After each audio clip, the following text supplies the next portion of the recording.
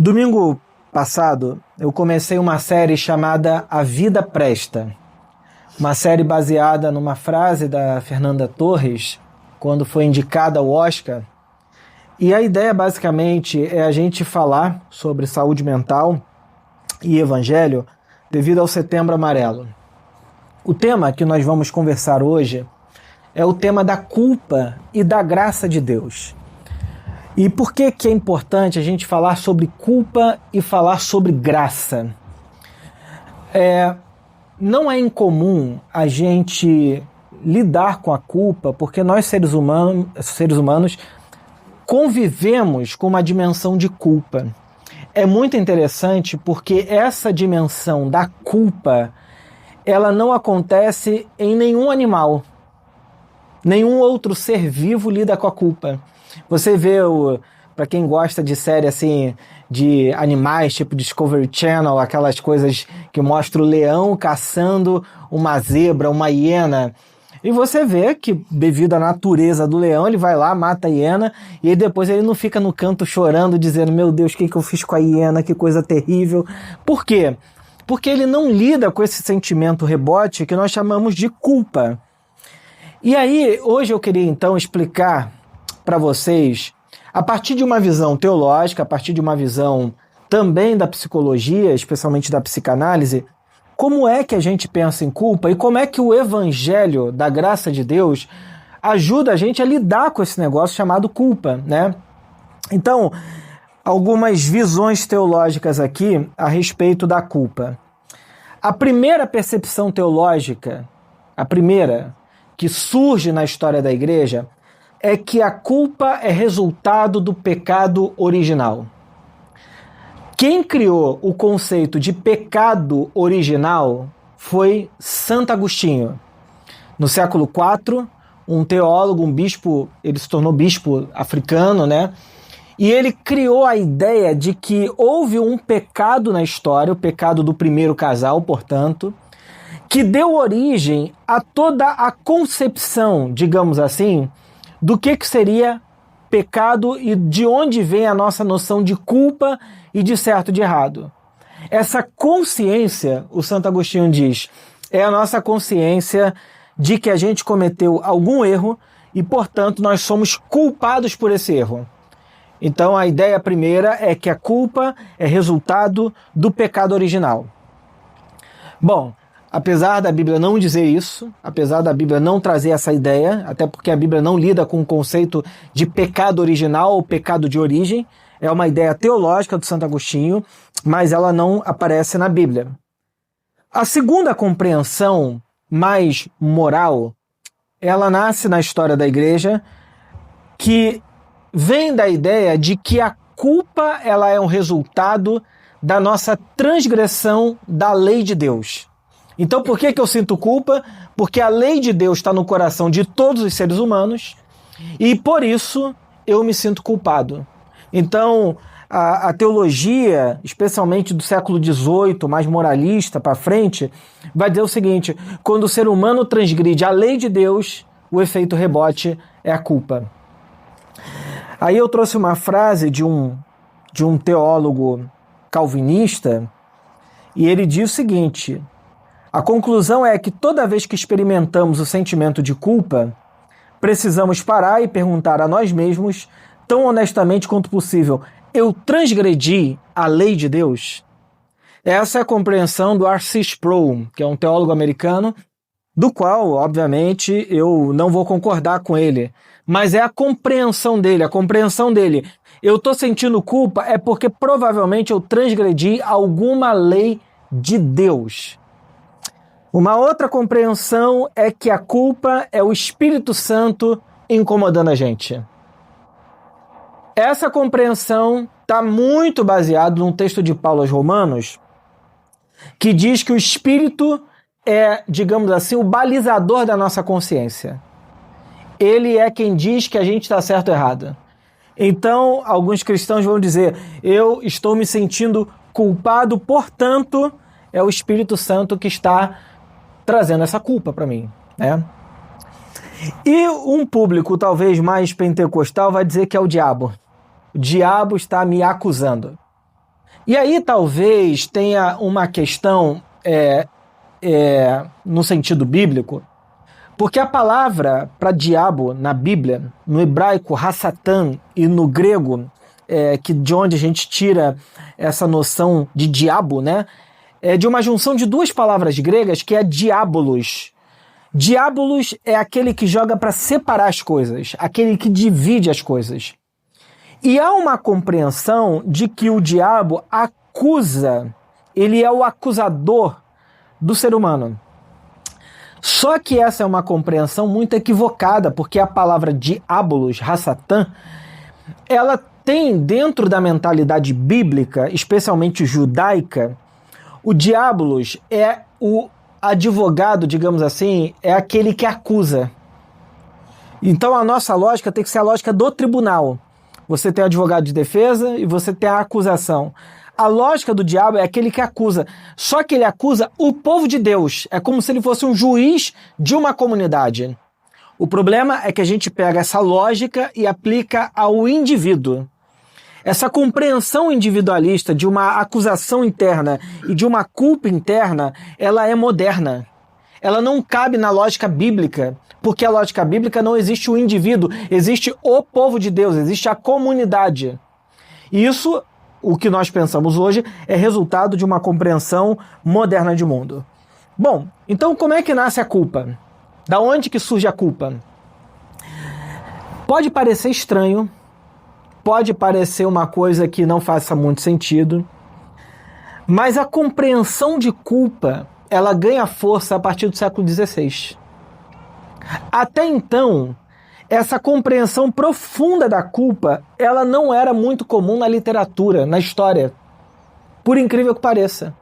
Você vai lendo os textos do período medieval, nos gregos, não havia muita compreensão de culpa como a gente tem hoje. Por isso que tem gente que diz que a culpa é culpa religiosa. E faz sentido. Porque a compreensão que nós temos da culpa, ela tem uma origem, sim, religiosa. Os povos antigos, ou os povos que não foram influenciados pela cultura cristã medieval, eles não lidam com a culpa como nós lidamos. E aí já é uma compreensão importante para a gente pensar. A culpa não é um sentimento universal. E ela também não aparece pelas mesmas coisas em todo mundo. A culpa é sempre um sentimento particular e que cada pessoa, cada indivíduo sente culpa por coisas diferentes. Por quê? Porque a nossa compreensão do que é a culpa, ela nasce a partir do pensamento do Freud, dos nossos ideais.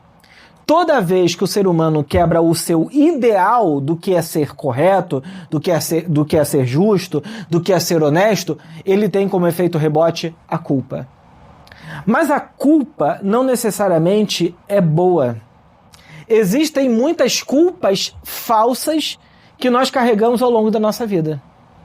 Culpas que não são verdadeiras e culpas que não necessariamente têm a ver com uma coisa que eu realmente fiz.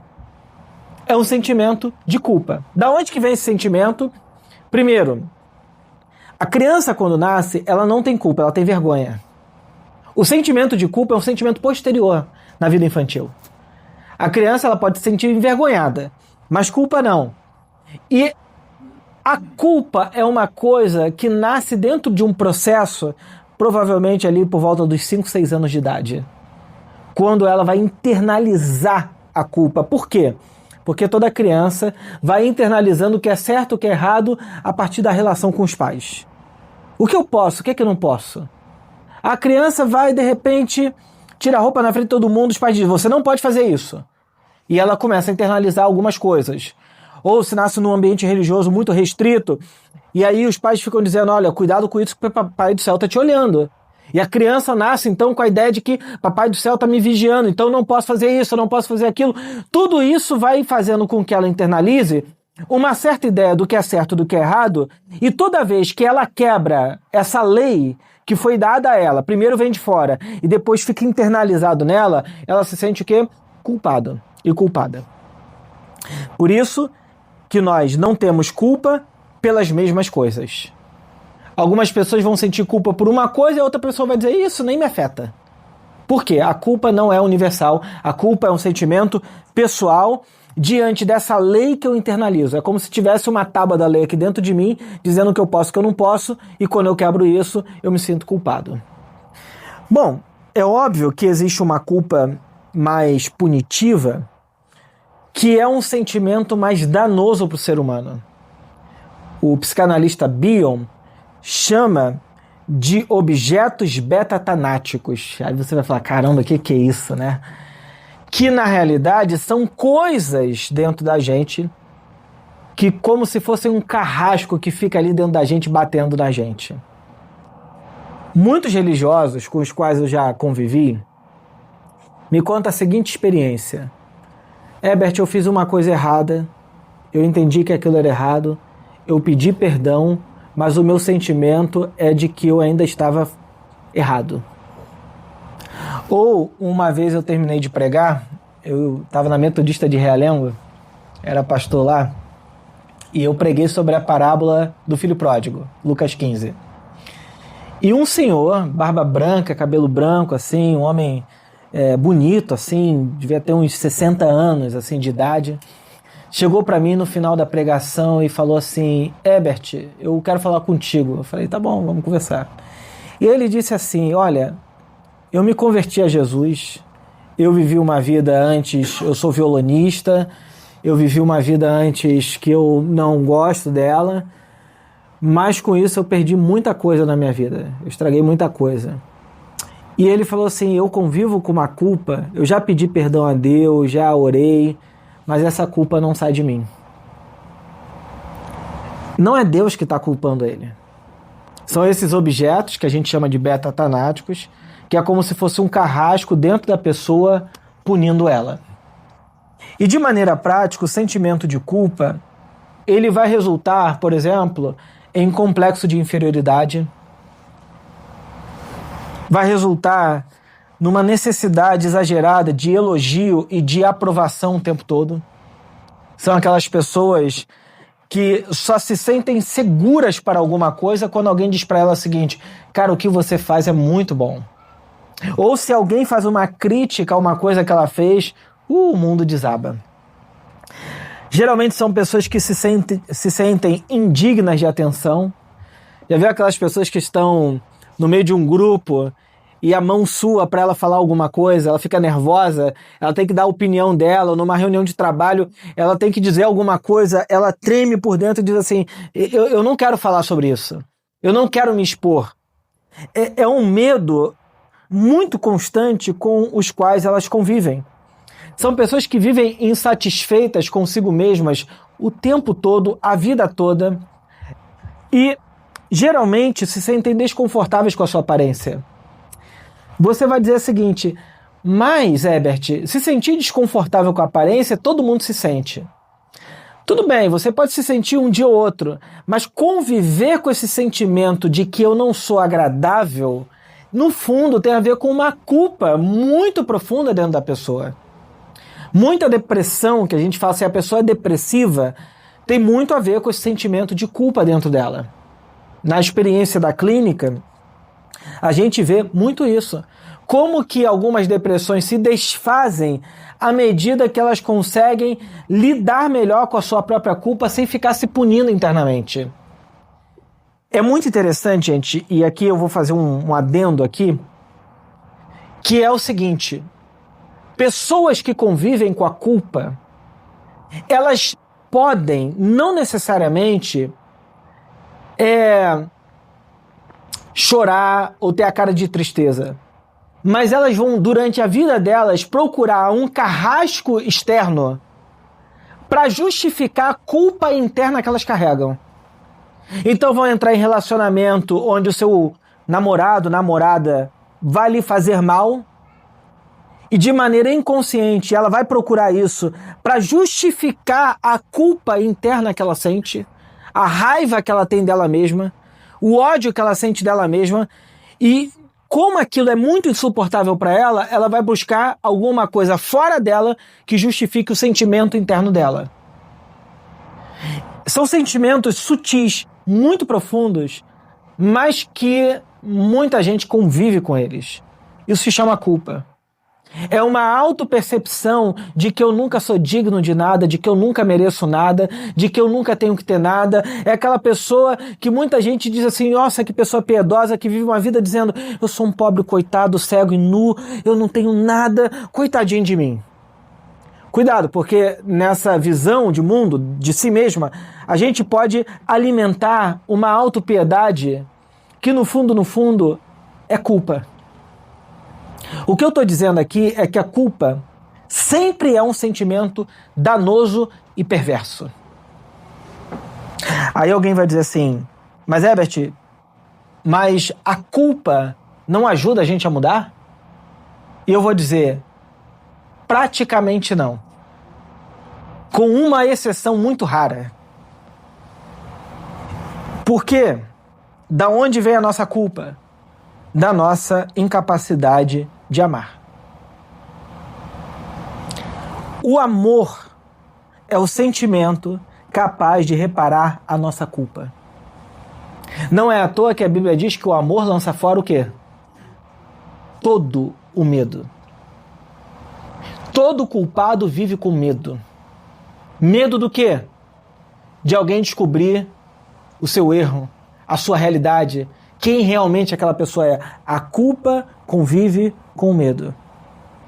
Quando alguém, de fato, é capaz de usar o amor para lidar com a culpa e o medo, aquilo se desfaz.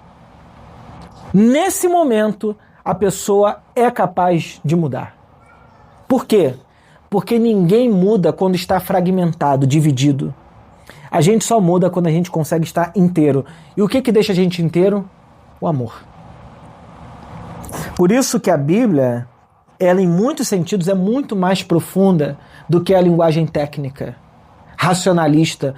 O amor lança fora todo medo, diz o apóstolo João. E é verdade. Quem ama, conhece a Deus. Quem não ama, não conhece a Deus. Porque no amor não existe punição.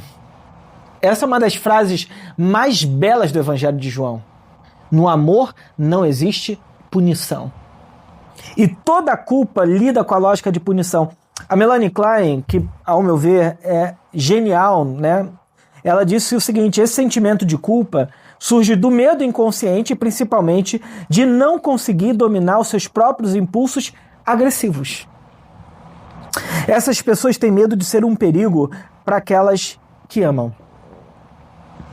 Ela está dizendo, quando você tem muita raiva, no fundo é isso, você se pune porque tem muita raiva, ao invés de reparar a raiva com amor.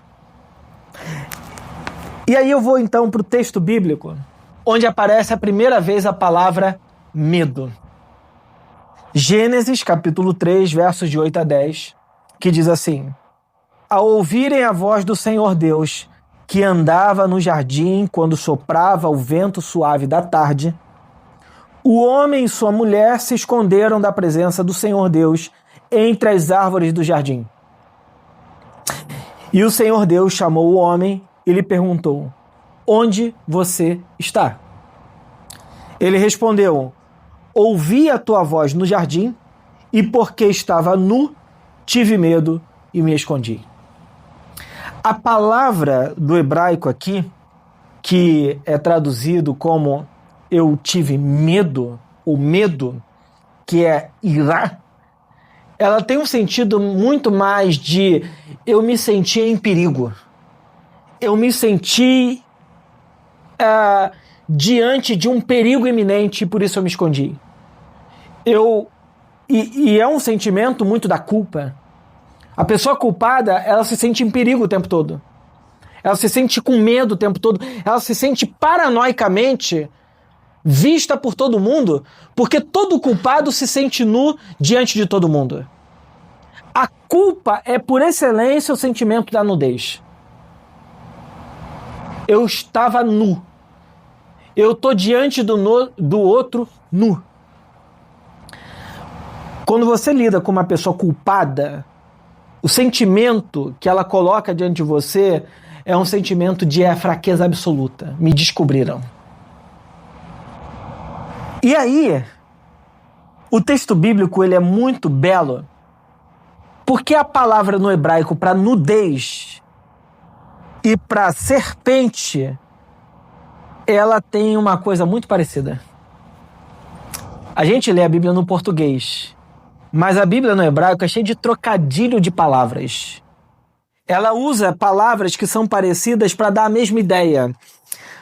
No relato bíblico, o medo é resultado da confiança na voz da serpente. Porque vocês lembram, tem o casal, Deus falou, olha, vocês podem comer de tudo, menos da árvore do conhecimento do bem e do mal.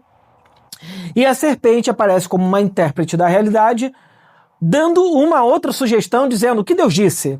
A mulher fala, olha, falou que a gente pode comer de tudo, menos comer e tocar da árvore do conhecimento do bem e do mal.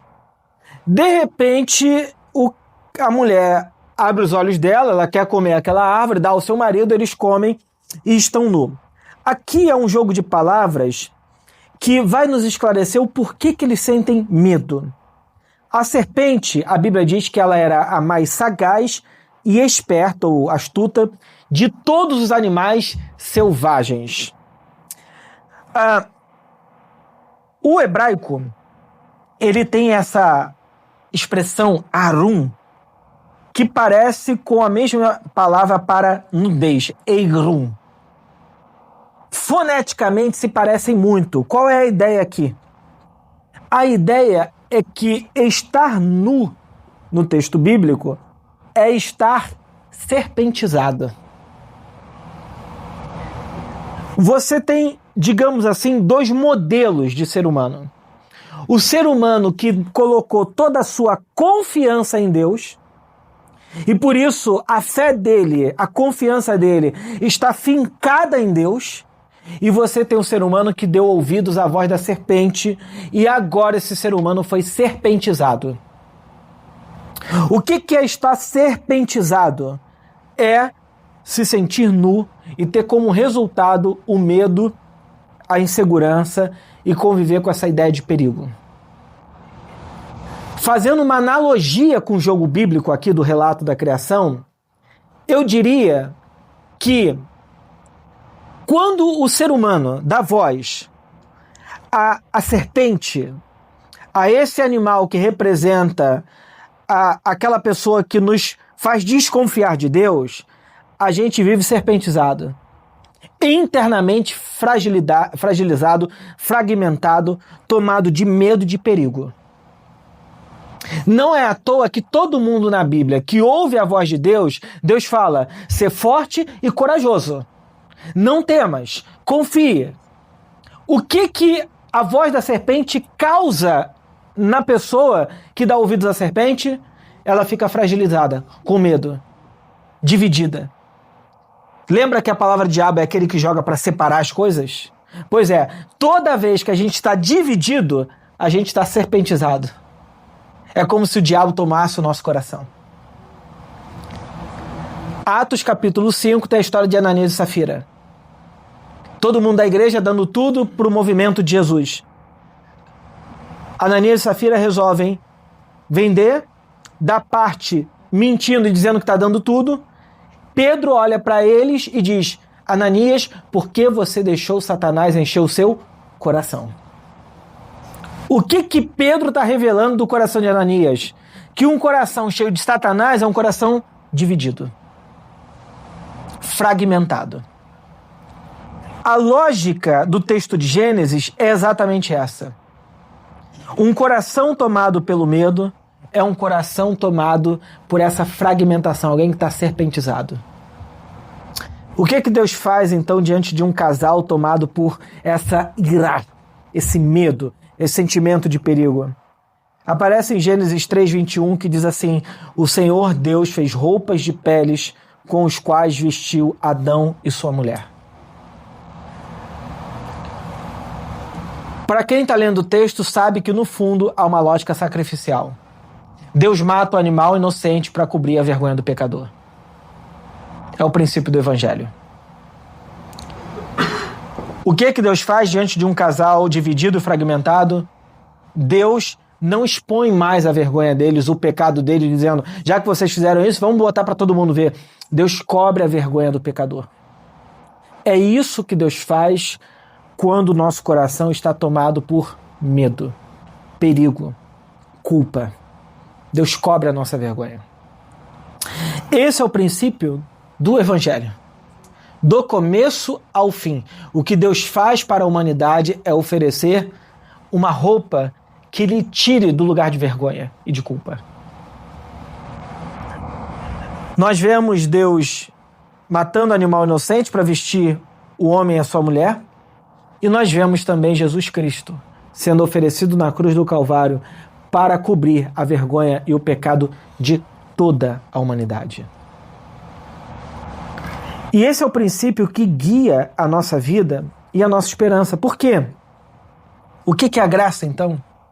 A graça é o caminho que Deus faz em direção ao ser humano sem lhe atribuir culpa, medo ou desgraça.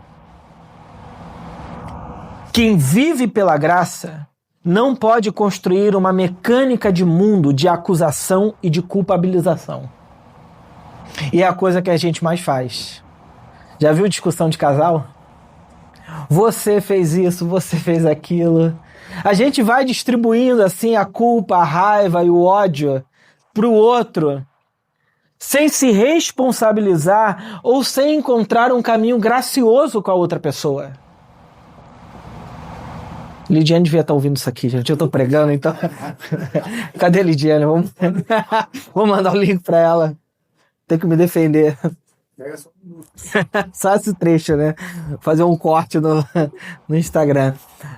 A gente faz isso porque a nossa sociedade é construída a partir do que um teólogo, sociólogo muito interessante chamado René Girard, ele chama da lógica do bode expiatório, que é, eu sempre preciso encontrar um culpado para colocar a minha culpa que eu não aguento em mim. No fundo, é o que nós em psicanálise chamamos de lógica projetiva. Eu estou colocando fora de mim aquilo que eu não suporto em mim, ao invés de eu lidar com aquelas questões que eu não gosto dentro de mim. Então, a graça de Deus é o caminho que Deus faz para conviver com o ser humano sem atribuir culpa ao ser humano. Deus nunca atribui culpa ao ser humano. Nunca. O que Deus faz é construir um caminho gracioso de perdão e de misericórdia. Por isso que o atributo mais importante de Deus é misericórdia. Deus é misericordioso. De onde vem a compreensão hebraica da palavra Ham, que é basicamente Deus sustenta o mundo no seu ventre. É como a imagem é literalmente de uma mãe sustentando um bebê que não pode se sustentar por si mesmo dentro do seu ventre. Essa é a misericórdia de Deus. O mundo não pode se sustentar por si só. O que Deus faz, Deus o sustenta. Deus é misericordioso. Por isso, como eu aprendi com um pastor amigo meu, que ele disse que Deus, antes de dizer haja luz, na eternidade Deus disse haja cruz. E para dizer haja cruz, Deus disse haja perdão. O mundo foi criado em estado de perdão. Nós fomos criados perdoados. O perdão que Jesus oferece na cruz do Calvário, ele é atemporal, é eterno.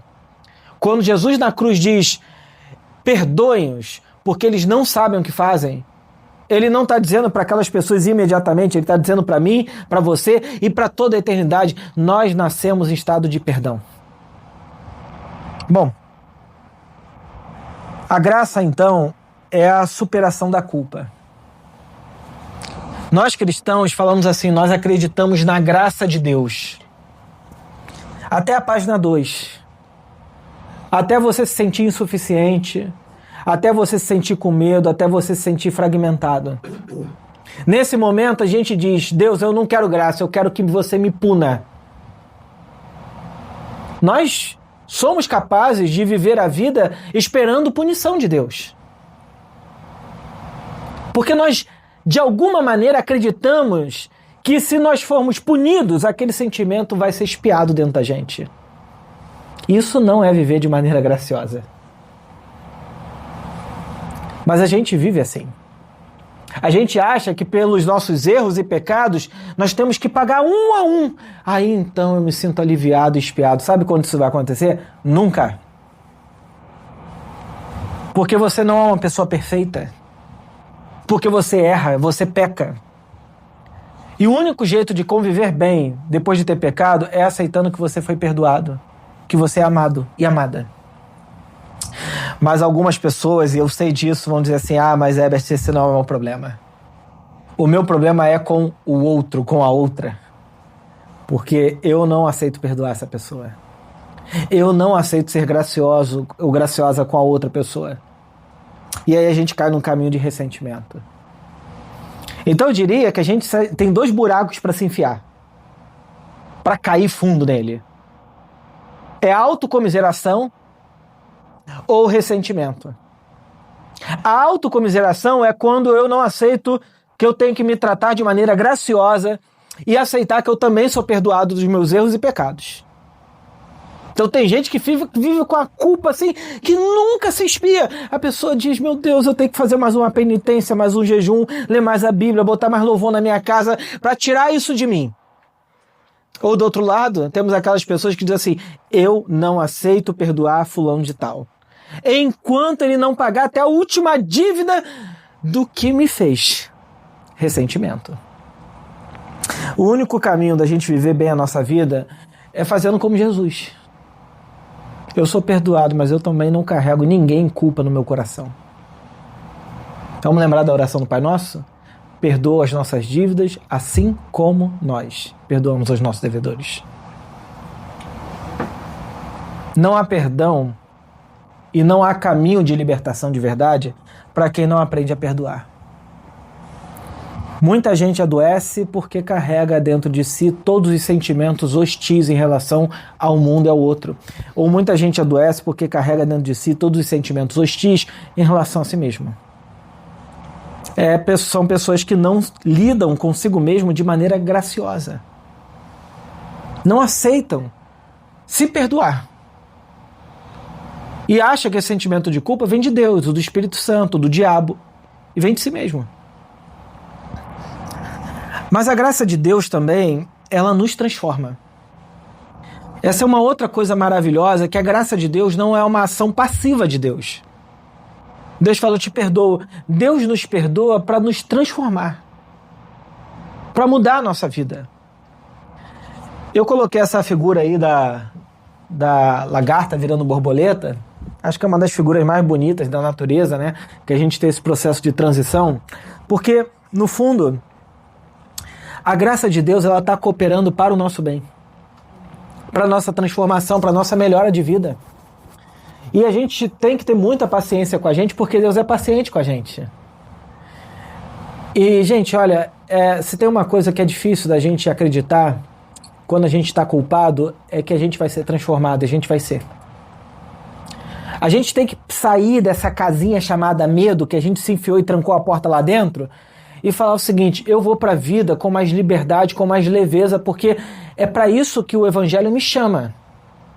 E eu, a partir disso, eu vou construir uma nova vida. Eu não vou ficar tentando reparar toda a culpa que eu tenho. Eu vou aceitar que eu fui perdoado, que eu sou perdoado e que eu vou perdoar, e a partir disso eu vou construir uma nova história. Mas quem vive na casa da culpa e do medo, acha que tem que reparar cada centímetro quadrado da sua história e não vai conseguir. Ou a gente sai para viver uma vida de liberdade e construir novas páginas, ou a gente vai ficar tentando voltar para o passado, tentando resolver tudo.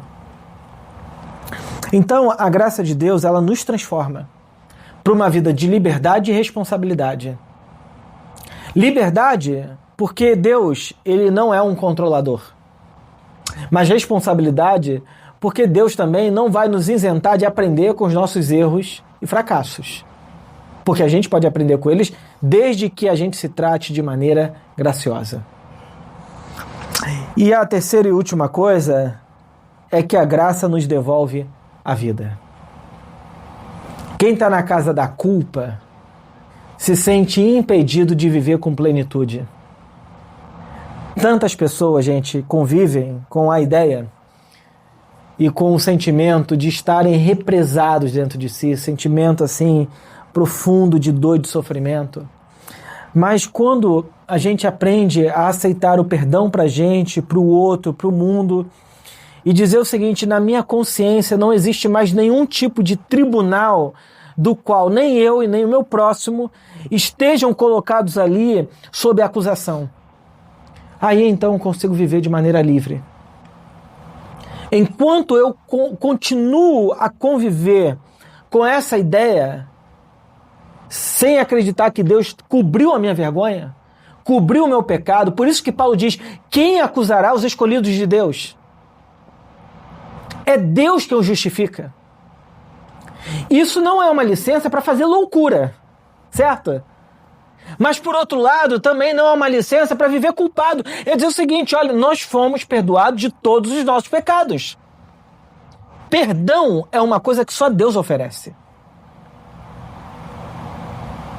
E só nós podemos oferecer a quem nos ofendeu. Certo? A graça de Deus nos devolve a vida. No sentido de que agora eu passo a olhar para a vida dizendo o seguinte: eu fui livre de tudo que me acometeu. Mas, olha, não tem maldição hereditária no Evangelho. Não tem o diabo que fica me atormentando. Depois que a graça de Deus tomou conta do meu coração, olha, aqueles medos que eu tinha do diabo, do inferno, de tudo isso, ele simplesmente deixou de existir. Ninguém pode usar o diabo para me trazer medo e fazer com que eu faça alguma coisa que não seja da minha liberdade. Tem muita igreja que usa o diabo para ser assim, para ser o seu maior inimigo, te coloca medo e te coloca no estado de angústia. Mas se você fizer isso, o diabo vai, e você está dando brecha. Aí você vai acreditando nessas coisas de brecha. Você vai acreditando nessas coisas de que um show no Rock in Rio, um show da Lady Gaga abre portas de não sei o que para entrar no Rio de Janeiro. São terríveis essas ideias. Enquanto no Evangelho da Graça, a gente vive cercado por bondade e misericórdia, como diz o salmista: certamente bondade e misericórdia me acompanharão por todos os dias da minha vida enquanto eu viver. Não sou eu que estou buscando bondade e misericórdia, é elas que estão acompanhando a nossa vida. Porque a graça de Deus enche tudo e todos. E o problema é quem não consegue ver. O problema é quem não consegue enxergar, porque, olha, você pode morar no Leblon de frente para a praia, uma mansão daquelas, mas se o seu olhar não estiver preenchido da graça de Deus, você vai viver essa vida como se fosse uma desgraça. E você pode morar em condições ruins, mas você pode viver a vida como se fosse uma bênção. Porque tudo depende da maneira como o meu coração e o meu olhar enxergam a realidade. E eu não estou dizendo que tem situações ruins que ficam boas por isso. Não, mas pessoas que vivem situações ruins, mas porque são dominados pela graça, pela beleza da vida, elas podem transformar essa situação ruim em uma coisa boa. O contrário não é verdade. O contrário não acontece. Uma pessoa dominada por sentimento de culpa e tragédia, ela vai destruindo tudo na sua vida. Porque ela não vai considerar que ela é digna de nada. As suas relações são da pior qualidade possível, mas ela diz: é isso que eu tenho. A sua vida é da pior qualidade possível, mas ela vai dizer: é isso que me sobrou. Ela vai estar sempre aceitando o que é de pior, porque ela acha que é digna disso. Quando a nossa autoestima é melhorada pela graça de Deus, eu tenho que começar a dizer: isso não cabe mais para mim, isso eu não aceito. Eu não vou tolerar isso. A minha qualidade de vida, não quero mais isso aqui perto de mim. Esse tipo de relação, tô fora. Por quê? Porque eu sou alguém digno da graça de Deus. Deus me ama, Deus está operando na minha vida para o meu bem, para o meu progresso, e eu vou destruir isso por causa de culpa? Eu quero viver à altura dessa graça, em todos os sentidos da minha vida, até o fim dos meus dias. E eu termino com uma frase de Jesus que disse: porque o Filho do Homem veio buscar e salvar o perdido, o culpado e aquela pessoa que não tinha nada a oferecer. Se você hoje aceitar no seu coração viver à altura dessa graça, você vai ver o quanto que a sua vida vai ser transformada. O quanto que a sua história vai ser modificada pela graça de Deus. Porque a graça de Deus, quando opera no nosso coração, ela transforma a tudo dentro de nós. De dentro para fora. De dentro para fora. Então que Deus nos ajude a encontrar essa autoestima da graça e que a gente viva à altura disso. Em nome de Jesus Cristo. Amém. Vamos orar? Deus querido, muito obrigado por mais um encontro, por mais um domingo.